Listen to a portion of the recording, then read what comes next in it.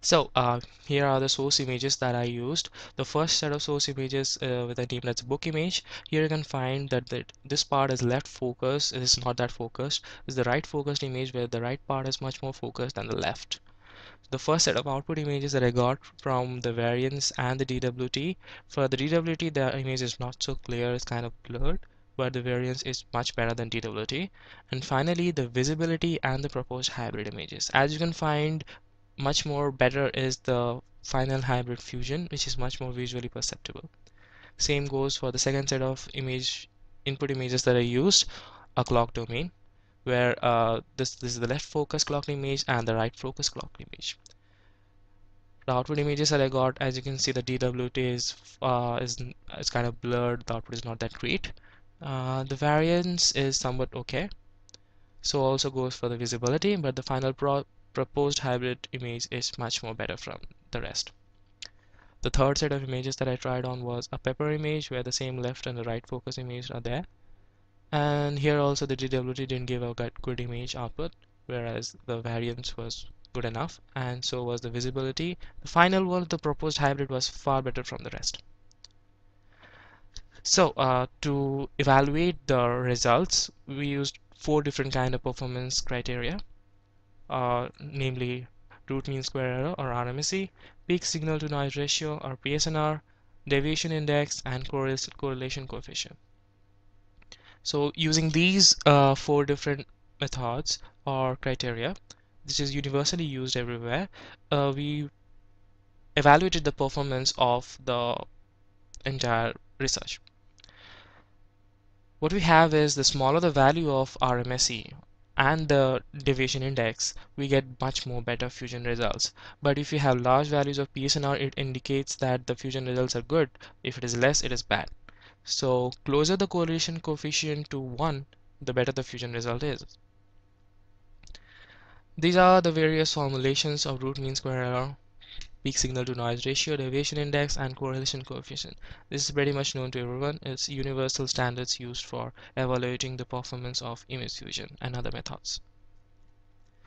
So the various experimental results that I got was, for the book image, it's clearly visible that the RMSE is higher in DWT. That means a more higher root mean square error, and it is lowest for hybrid based fusion, and it has a decreasing trend of the values. We find here that the RMSE goes on decreasing. The same applies for PSNR, but in the reverse, that it is an increasing trend. The highest value of peak signal to noise ratio is in the hybrid based fusion.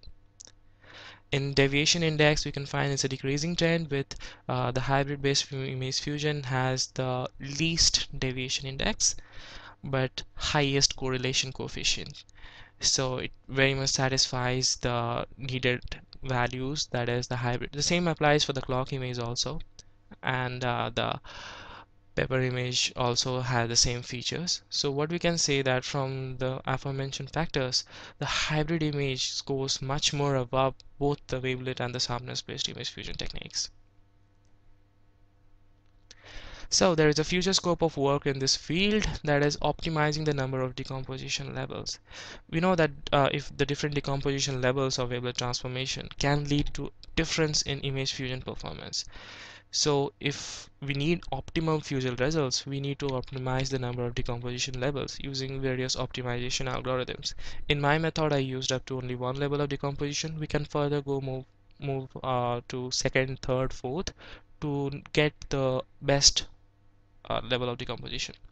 This is a short algorithm or a flowchart that can be used for future scope of research, where using 1 level of decomposition, we go for decomposing it, fusing the results, composing, and evaluating. This is the entire part block is essentially what has been done in this research.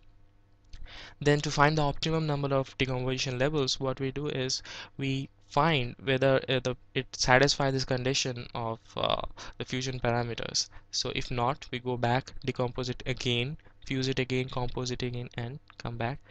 And by the end of this flowchart, you get the best decomposition level that can be incorporated in this method. Finally, to draw conclusion, this method is by far better than the parent methods that has been used. So this proposed algorithm preserves not only the spectral information, but also it enhances the uh, spatial details of the source images. So the performance of the fusion greatly improves when we use this Neoteric hybrid fusion rather than the parent fusions. Uh, then we have some of the references that has been used in this entire process, and that's it. Thank you and have a good day.